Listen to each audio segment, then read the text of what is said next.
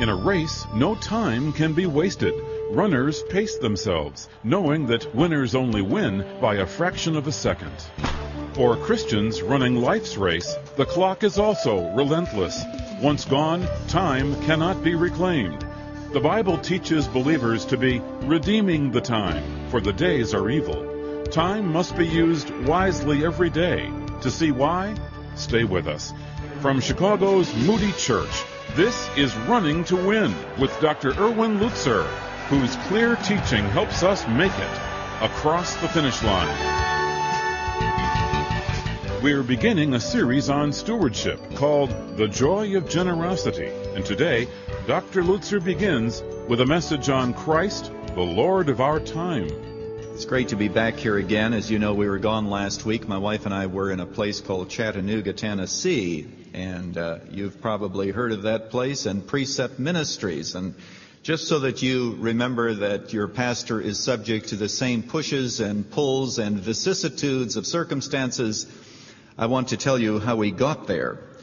We left here at noon on Friday, intending to fly down American Airlines to Nashville. From Nashville, catch a plane to Chattanooga, which was to arrive at 5:15, and I was to preach at 7:30 that night.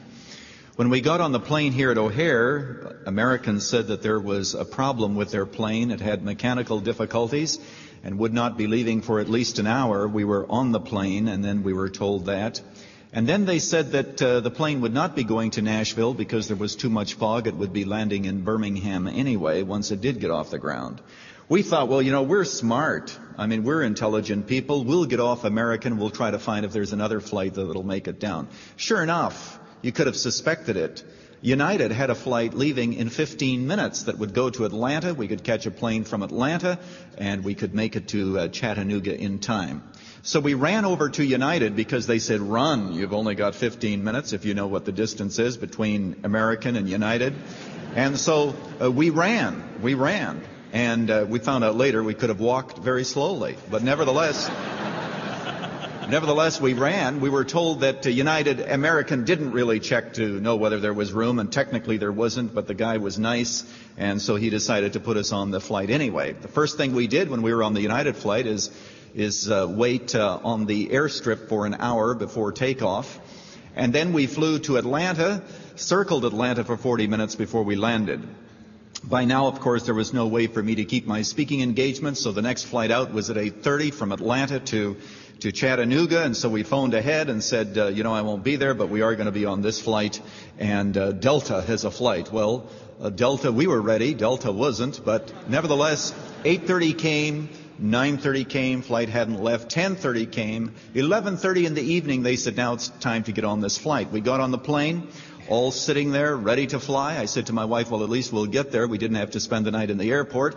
As soon as we get on the plane, the pilot says, we hate to tell you, but this flight is canceled because, first of all, the airport is closing in Chattanooga at midnight, and it's 20 to 12, and it's almost going to close. And secondly, fog is beginning to settle in. But if you go to the main desk, they'll put you up for the night, and maybe you can get a flight tomorrow.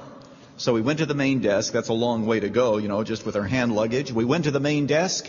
Got there, and they said, yes, we can put you up for the night, but we can't guarantee that the plane will fly in the morning because there's going to be fog in the morning. But if you go back to the gate where you were, we will have a bus there that will take you to Chattanooga. So we went back to the gate where we were. The bus wasn't there at 12:30 as indicated, but it did show up just before 4 o'clock in the morning. We're in Chattanooga, precisely where we're supposed to be. And of course, our baggage was somewhere on that American flight. But my wife, who is very persistent, said, it's probably here at the airport somewhere. In Chattanooga, the whole airport basically locked up at this time of the day, or night, I should say. And so we finally find someone who has a uniform, and he convinces a janitor to open this room with American Airlines. And guess what? Our suitcases were there. Now, just think about this, folks. If we had stayed on the original flight, we'd have arrived there earlier.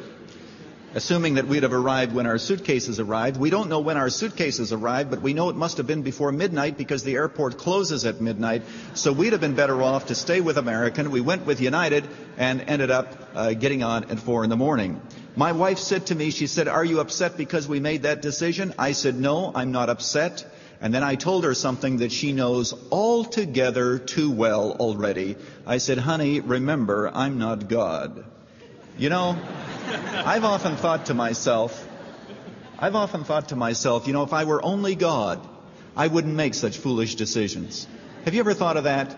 If you knew all the contingencies, if you had all knowledge of things both actual and possible, you wouldn't have to stand up and tell stories like the one that I'm telling you today. But you see, we acted on the basis of the best information we had, and we decided that that's what we were going to do. Had an opportunity to read 2 books, one that I'll tell you about sometime, and one other. I hope that you catch the humor in the title. The other was entitled A Brief History of Eternity. And very interesting book about the fact that the universe is actually finite and not infinite. And that is also true of American and United Airlines. Today I'm beginning a series of messages on stewardship, particularly on time today. We'll be discussing a number of different areas, and I want you to take your bulletin, because in the bulletin there is an outline of the message. How many of you have this outline? Can I see your hands, please? Now that it's firmly in your hand, I want you to forget about it, because the message I'm going to preach is actually based on an outline that was made up at 9:30 last evening, rather than this one that was made up earlier in the week. So what you can do is to take this sheet of paper, some of it will be similar, but use the back of it for the outline that you're going to be getting today. Is that clear? We just want to be clear in what we say. Sometimes those of us who preach, we come up with one outline early in the week, and Saturday evening things begin to change when you're under the gun, and that's what happens at least 2 times a year. After the message, you can come up again and tell me whether or not you think I made a wise decision in switching to the outline you're going to get rather than the one that you thought you were going to get, which is listed here. I do want you to imagine, however, that every single day you are given $1,440. You need to spend it, because at the end of the day, it automatically disappears. If you don't spend it, it's gone. You can't save it. You can't keep it from one day to another. How would you spend $1,440? Well, you have several options. You may not spend it at all. You may simply say that you're going to just let it disappear.